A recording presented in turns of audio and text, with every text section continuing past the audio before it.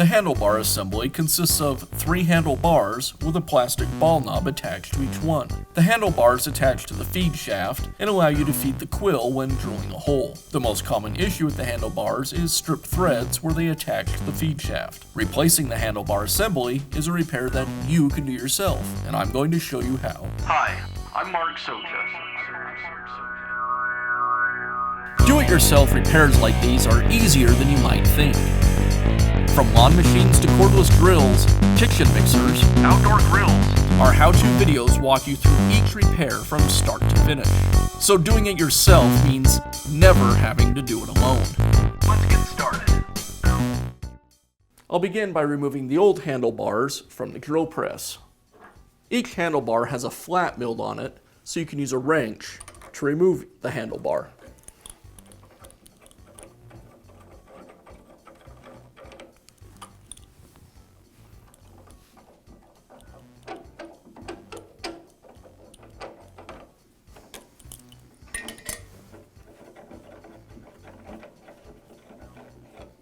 Now I can install the new handlebar assembly.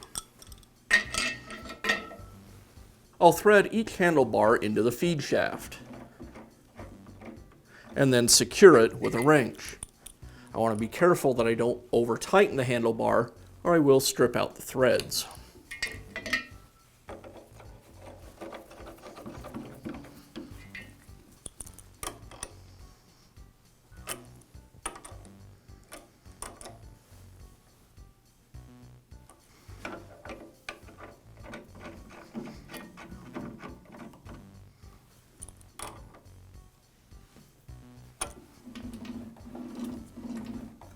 And that's how easy it is to install new handlebars on your drill press.